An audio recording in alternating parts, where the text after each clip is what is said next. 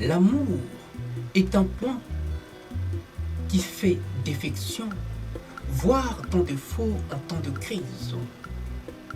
Surtout quand les populations sont là instrumentalisées par les pouvoirs en place.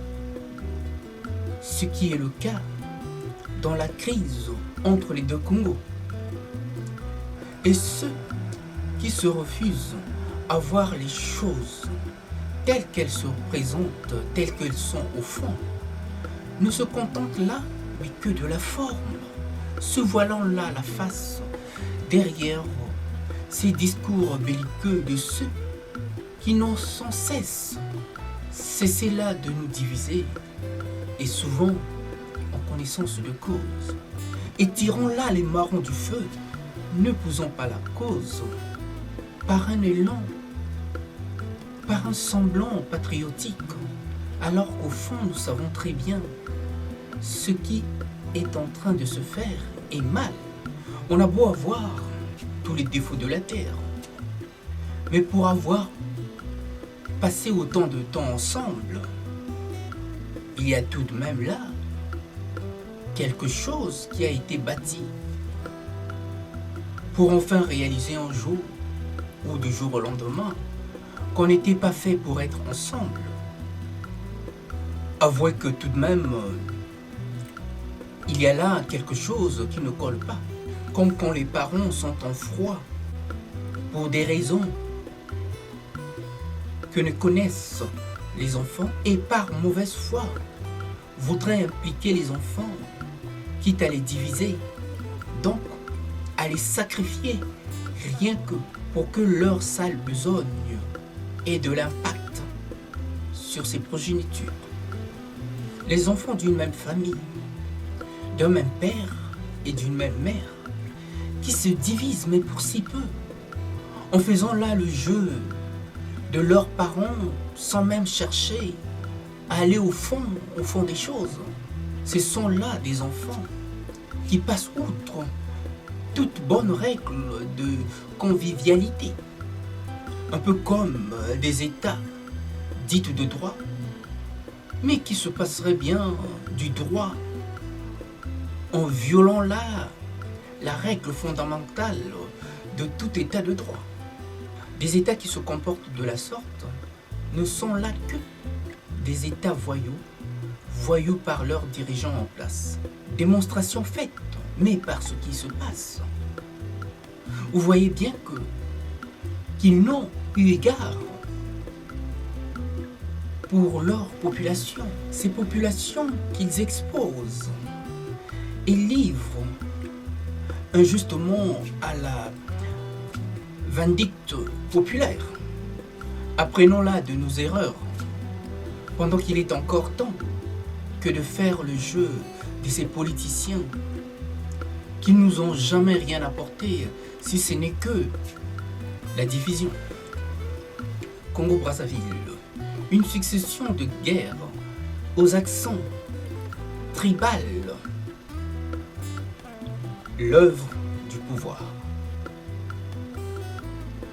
Voilà qu'on a instrumentalisé les peuples pour les entraîner dans une guerre tribale dont le peuple en sort toujours perdant. Au Congo-Kinshasa, un arbre de paix victime de ces politiciens dont l'ambition n'a point de limite, d'où cette profonde instabilité qui déteint sur la population congolaise et ternit là l'image de la diaspora dans le monde.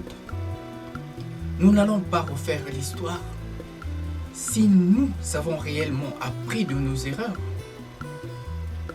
Le peuple congolais de Congo-Brazzaville et le peuple congolais de Kinlabel ont toujours vécu ensemble.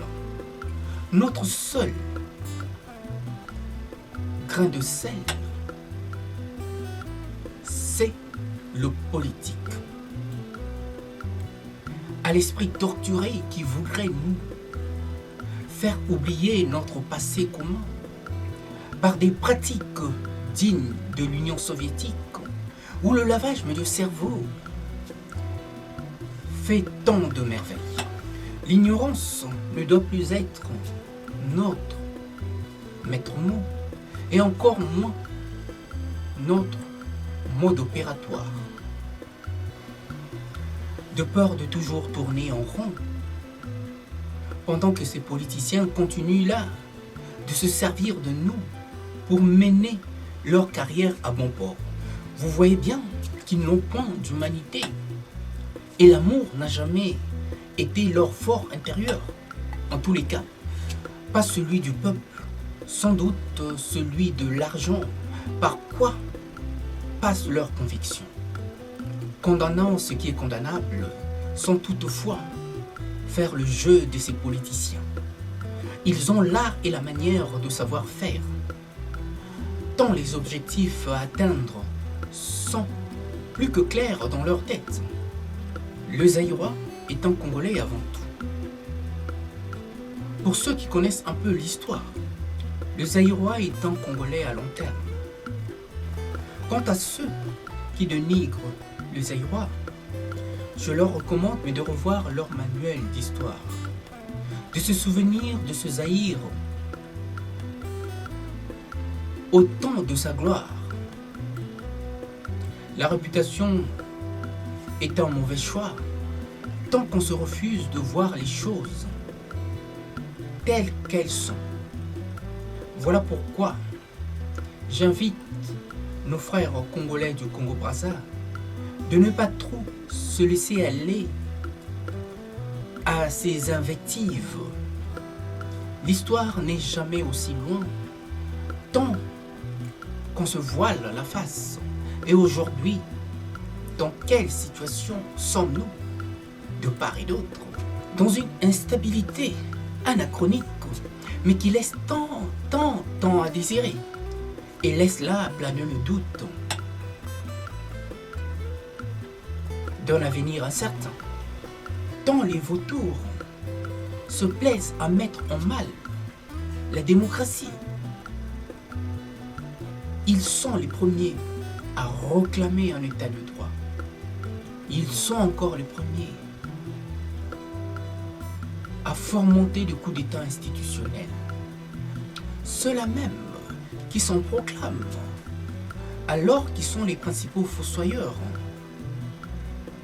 dont le masque souvent tombe à l'approche, vous savez, d'une fin de mandature, en évoquant la révision constitutionnelle et au pire des cas, provoquer un état de crise pour mettre en place simplement un état d'urgence, toujours au détriment du peuple.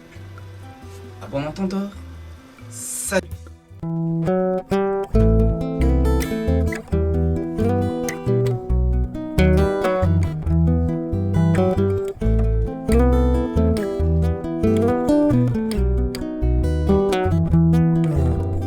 Un jour, tu t'en iras comme une voix qu'emporte le vent, comme une voix qu'emporte le vent, au-delà des mers.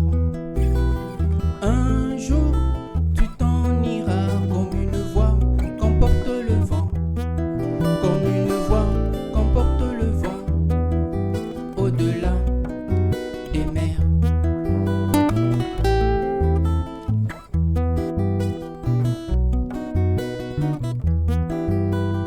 Une voix, sans foi, une loi, sans toi, mais une foi sans loi.